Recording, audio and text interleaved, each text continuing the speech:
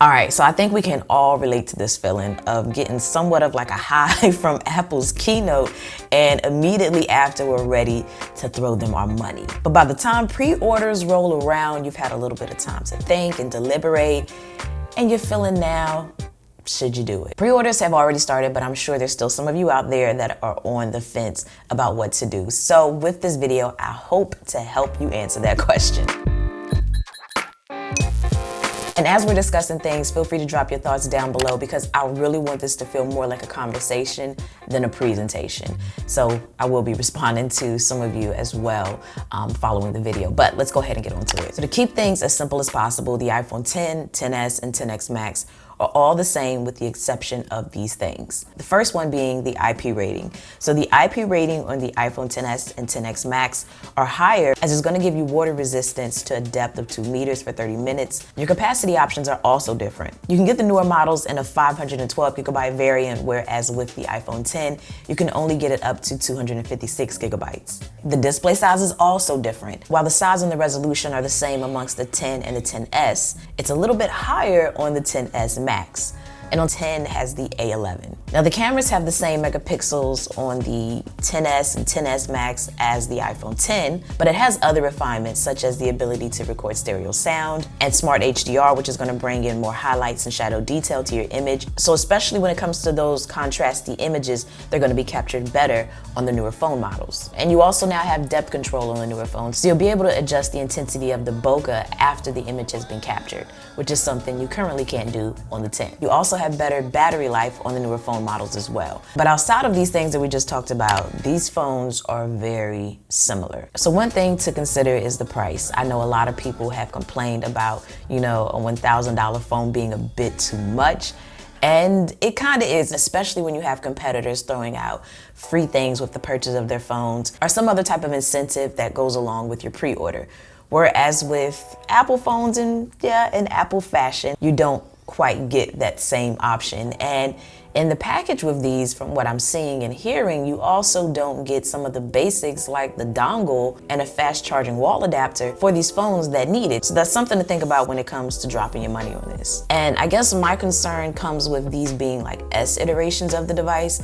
Yes, I expect the devices to be a little bit more, but when you start adjusting the storage options, you know, more specifically on the 10s Max, you're starting to creep closer to like the $1,500 price range. So that's a lot of money for a S iteration of a phone, which kind of makes me wonder, what are we going to be looking at in terms of pricing for a phone that's radically, hopefully radically different when the iPhone 11 drops? Like, are we going to be closer to the $2,000 range? And I'm more so speaking to those that plan on buying the phone outright. You know, carrier financing makes it feel like less money because you're not putting up as much up front. But at the same time, if you choose to keep that device, you're still kicking out the same amount of money. So it's still something you need to consider. Because it's like when the phones are first announced, everybody's just eager to like throw their money at Apple. Like if they open pre-orders immediately after the keynote, I wouldn't be surprised if it looks something like.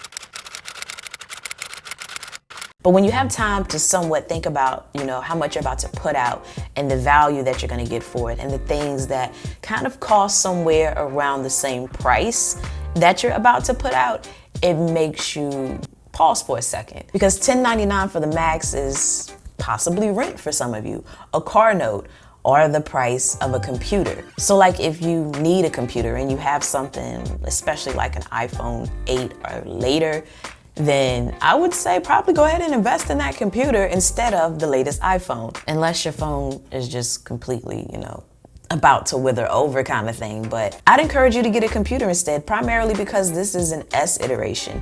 And with that, we know that a new phone should be arriving next year, early next year. Whereas the computer has a longer life cycle, like you typically see a refresh on the phones at least twice a year. I can't say the same for a computer. You're more inclined to swap out your phone faster than you would your computer. Now, if you have an iPhone 10, at this point, I would say hold off. The 10s and 10s Max are nice incremental updates, which are just that, you know, incremental updates. But they tote such a hefty price tag to obtain it that I'd say just wait, unless you have it like that. And if you didn't know, Apple currently isn't selling the iPhone 10 on their website. You can only purchase that now from other select retailers, such as these. And it goes for around $8.99, but if you have anything less than an iPhone 10 and you're looking, to upgrade, then yeah, I think this is a more suitable upgrade for users that fall within that space. But then again, there is the iPhone XR, which is another contender that we have to consider.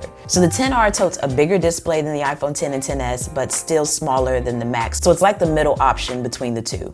But it doesn't have an OLED screen and it doesn't have 3D touch, which is okay for me. But it has more color options and it still appears to have a noteworthy 12 megapixel camera that, despite not being a dual lens, can offer portrait selfies with the new depth control feature.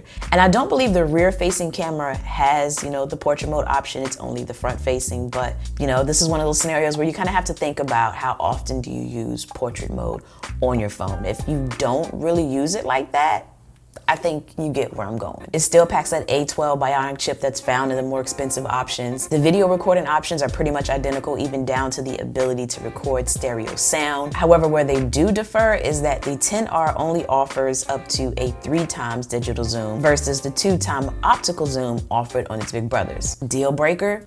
Probably not, at least not for me. So to me, you're still getting a lot of the features on the XR that the more expensive XS and XS Max offer.